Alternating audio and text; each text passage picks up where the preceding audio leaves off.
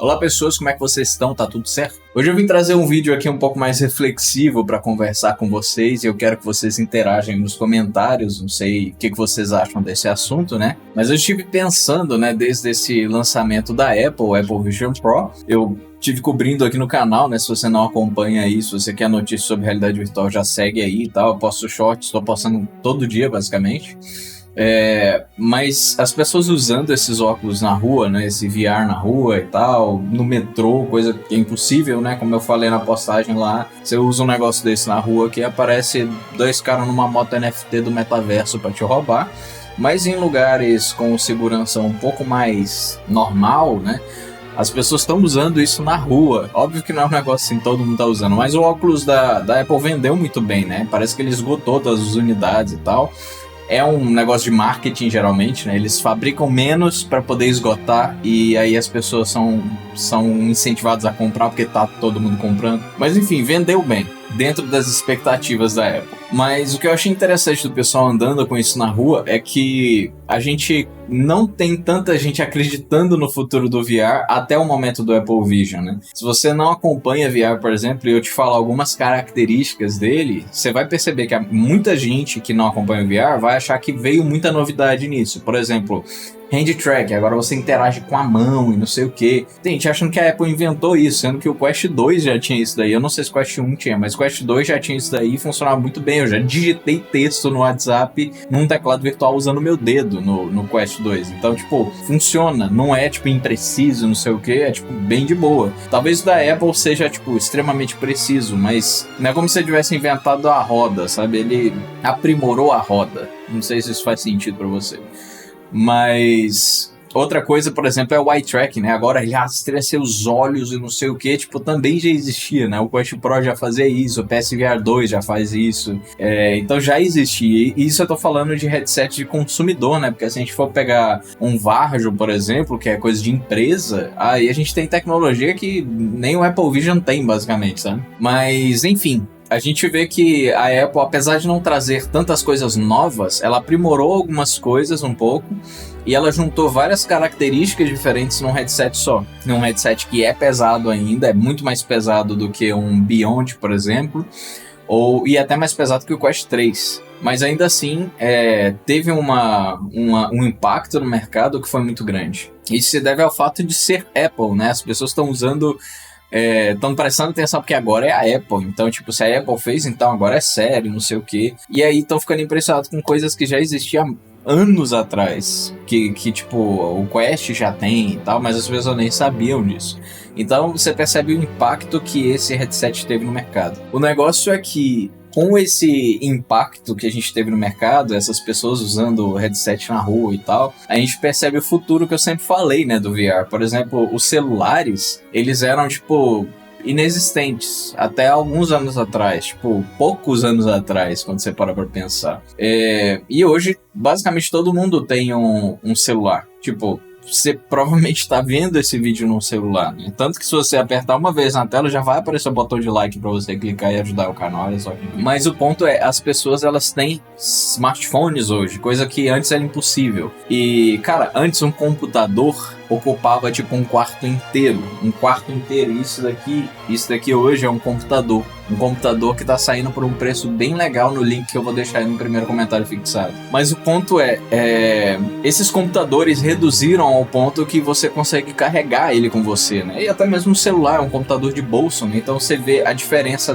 do progresso da tecnologia, a diferença que isso faz, né? Reduzindo não só o custo, mas reduzindo o tamanho do produto também. Então a gente vê muito impacto da Apple, né, nesse mercado, as pessoas usando, e a gente vai ver headsets ficando cada vez menores, né? Porque a realidade virtual não tá morrendo e não vai morrer tão cedo, cara. Eu acho que é o futuro, sim. Porque hoje a gente fica pensando, tipo, mas ficar usando um óculos desse também, quem é que vai andar com isso na rua e não sei o que e tal, e o custo é muito alto. Beleza, cara, mas se eu pegar alguém do passado e falar sobre computadores, falar, tipo, sabe esse computador que ocupa uma casa inteira com os maquinários dele? Então, um dia todo mundo vai ter um desse. a pessoa vai falar, não, ninguém tem um desse. Tipo, faculdades, algumas, as melhores, têm um desse. É impossível uma pessoa normal física ter um computador. E aí, tipo, eu falo ainda, não, vai ser ainda por cima tão acessível, vai ser portátil. As pessoas vão carregar isso no bolso. Me disse se eu não ia, sei lá, ser internado no hospício. E a gente já tá vendo a realidade virtual muito compacta, cara. A gente não precisa de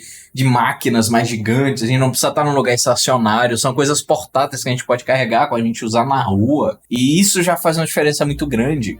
Mas, além disso, a gente ainda tem o progresso, né? A gente vai ver coisas ficando cada vez menores. Daqui a pouco os óculos vão parecer óculos de grau. E aí, sim, basicamente todo mundo vai estar usando. Claro, no início vai ser caro demais e tal, mas com o tempo as pessoas vão começar a utilizar esse negócio como se fosse um smartphone. E a gente tem esse impacto que a Apple causou, né? Mostrando pra gente como pode ser o futuro, talvez até muito breve. E aí entra o ponto que eu queria falar mais nesse vídeo, que é uma questão um pouco mais... um pouco menos positiva, né? Um pouco mais sinistra, vamos dizer assim. Mas o que me inspirou a falar sobre isso, né? Que eu tava conversando sobre isso, são aquelas memórias que o Apple Vision tá trazendo, que aliás o Meta também vai incluir, né, nos Quests, aquele negócio de assistir vídeos 3D do seu celular e tal, no Quest, como se fosse uma janela para uma memória sua, não é mais uma foto, um vídeo, é tipo, você vai ver aquele negócio 3D, reviver aquele momento e tal. O que eu fiquei pensando sobre isso é um impacto psicológico sobre essa situação, né, você com certeza não sabe, talvez você nem me conheça, mas eu fiz psicologia antes de ir para design na faculdade, né?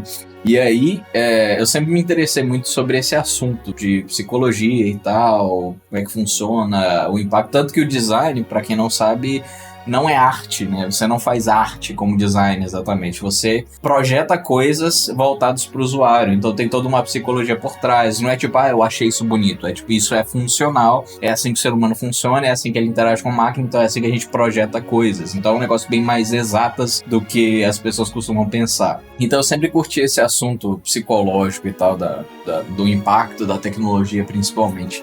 Mas pensando sobre esse reviver memórias, eu fiquei pensando sobre o futuro. Com a popularização dos VR e esse negócio de reviver memórias cada vez melhor, esse recordar coisas, gravar vídeos, gravar fotos, momentos de uma forma 3D, talvez até interativa, né, no futuro. Eu fiquei pensando como isso vai impactar o psicológico da sociedade no futuro. Cara, e eu vou explicar. Sabe, eu não sei se você já perdeu alguém, se você já perdeu um bicho, se você já... sei lá, passou por um momento assim de despedida muito forte, né? Mas nem precisa ser o caso de alguém ter morrido, né? Pode ser o caso de, sei lá, um término de um relacionamento de muitos anos, pode ser. Mas você já passou por um momento que você tem que deixar ir, sabe? Você tem que let it go. E é um momento difícil, né? Se você já passou por isso, por qualquer situação do tipo, é um momento muito difícil. E eu fiquei pensando, cara, como a sociedade vai reagir no futuro quando memórias puderem ser revividas de uma forma tão nítida e tão viva, ao ponto que, tipo, se assemelhe muito com a realidade. Imagina que você perdeu alguém, por exemplo, e você tem várias memórias dessas gravadas no VR, né, em 3D, interativos e tudo mais, de momentos que essa pessoa tava ali, ela existia, ela tava com você, não sei o que, ela tava aqui. E aí, você perde essa pessoa, tem esse momento de despedida, né, pode ser a morte de alguém, mas você tem essas memórias no VR. Como a pessoa supera um luto quando as memórias de alguém podem ser revividas com tipo um clique, tão fáceis, tão acessíveis ali? Porque por um momento parece que é um negócio legal, né? De tipo, a gente perdeu alguém, mas tem aquela memória que a gente pode reviver e tal, e a gente pode reviver e ver aquela pessoa de novo como se ela estivesse ali. E talvez você pense nisso de uma forma positiva, principalmente talvez se você nunca perdeu alguém, né? Mas, cara, eu vou te falar que eu não sei se isso faria bem para a humanidade, de uma forma geral mesmo, porque já é muito difícil superar. Agora imagina você superar a perda de alguém quando você tem essa memória das pessoas, tipo um momento congelado no tempo em realidade virtual na sua frente. Que me faz lembrar um vídeo de uma mãe que tinha perdido a filha e ela reviu a filha em 3D no óculos de realidade virtual ali, ela pôde interagir e tal, com meio que um modelo 3D da filha que tinha falecido. E, tipo, de uma parte você olha esse vídeo e fala, nossa, é emocionante e tal. Mas por outra você fica tipo, cara, isso é muito Black Mirror, sabe? Eu não sei se isso é bom, eu não sei se, tipo, não sei se eu ia querer isso não, sabe? Porque, cara, como é que você supera algo quando a memória é tão acessível, sabe? Você vai fazer o quê? Você simplesmente não vai querer rever as memórias? Não, você vai querer, tipo, é instinto, você tá com saudade daquele momento, você vai reviver. E se você revive isso tanto, como é que você supera, sabe? Eu não sei, talvez essa parte da realidade virtual seja uma daquelas partes que mudam mesmo a humanidade, a forma com que nós lidamos com o luto, a forma talvez com que nós vemos a morte. Então, isso é um negócio muito interessante de se pensar. Eu não sei como é que vai ser isso, mas eu acredito de verdade que vai ter um impacto muito grande em como nós lidamos com perda. Fora isso, a gente tem outros fatores, né, da realidade virtual, o isolamento social, a questão de, tipo, imagina que a gente vive num jogador número 1, né? Não sei se já assistiu o filme, mas é uma sociedade que tá, tipo, toda acabada mesmo, lixão pra todo lado e tal, o mundo tá um cocô geral. E aí, o personagem vive num oásis, né, da realidade virtual. Ele coloca o VR com aquela esteira omnidirecional, né, que ele pode andar sem sair do lugar, com coisas que simulam tato, né, um colete que simula o tato, tecnologias essas que já existem, inclusive, né, coletes que simulam tato, não é 100%, mas, tipo, dá pra simular se você é atingido um braço aqui e tal. Meio que rudimentar ainda, né? Mas existe. E também a esteira, né? A esteira omnidirecional também já existe em vários modelos. Inclusive um que eu citei aqui no canal, num Shorts, que é extremamente compacta, fica só no chão e tal, muito pequenininha. Então são tecnologias que já estão avançando, já estão chegando, né? E isso vai mudar como a gente interage com o mundo, não só com a realidade virtual. Mas nesse filme, né? Voltando aí ao assunto, nesse filme o personagem ele não vive no mundo real, basicamente, né? Ele tá no mundo real, mas ele vive dentro da realidade virtual sempre, porque o mundo virtual é muito mais perto da perfeição, da diversão, né, do que é bonito, do que o mundo real. E isso é meio óbvio, né? Tipo, o mundo real a gente destrói, a gente acaba com ele e tal, e acaba sobrando só um oásis nesse deserto que a sociedade criou, né? Daí o nome. E esse oásis é dentro da realidade virtual, dentro de uma simulação de computador, né? Um negócio meio Matrix até. Mas não só Matrix, mas é um Matrix totalmente voluntário, sabe? Porque simplesmente o mundo real não é o suficiente mais. O que me lembra até sobre Matrix, né? Na questão de aquele personagem que entrega eles, né? Não sei se você já assistiu, mas spoiler aí de um filme que passou talvez desde antes de você nascer, né? Mas o personagem entrega lá o pessoal, né? Os bonzinhos lá. E aí eles perguntam por quê e tal, não sei o quê. E ele come um bife e fala, eu sei que isso é só um código de computador, mas tipo, tem gosto de bife pra mim, então tanto faz o que é a realidade, sabe? E talvez a gente deixando borrada essa linha tênue entre realidade e realidade virtual, nessa linha que vai ficando cada vez mais tênue com o avanço da tecnologia, né? Talvez a gente veja uma modificação muito grande na sociedade, em como nós lidamos com a realidade, como nós lidamos com o luto, e como nós lidamos com o ambiente ao nosso redor e também nossas relações sociais. Porque se a gente tem o tato na realidade virtual, se a gente tem uma visão que se assemelha, tipo, em questão de resolução, sabe? A realidade mesmo. Se a gente sente frio, se a gente sente cansaço, se a gente consegue andar, correr em realidade virtual, chega um ponto que a gente tem que se perguntar qual é a diferença entre realidade virtual e realidade, sabe? Porque hoje em dia parece um papo de futuro, né? Hoje em dia parece um papo de futuro, né? Mas a gente vai chegar numa época em que não vai ser mais futuro, vai ser o presente. Porque tem coisa que parece ficção científica, né? Talvez você pense isso, muito ficção científica e tal, mas, cara, olha o mundo que a gente vive hoje, só é normal porque a gente nasceu aqui, cara. Mas deixa eu te falar que eu tô gravando esse vídeo em 4K num celular que cabe no meu bolso. Coisa que não existia nem em aparelho gigantesco há pouquíssimas décadas atrás. Então, você fica pensando, mano, será que isso é muito ficção científica? Porque, sabe, tecnologia é um negócio muito bizarro. Tipo, parece que é questão de tempo. Se a humanidade durar até lá, essas coisas acontecem. E, tipo, quase qualquer coisa que não for fisicamente impossível. E quando a gente presta atenção na tecnologia que a gente tem, as coisas parecem cada vez menos impossíveis mesmo. Enfim, o que você acha disso? Você tem uma visão meio pessimista do futuro da tecnologia, de realidade virtual principalmente? Você tem uma visão mais otimista? Como você vê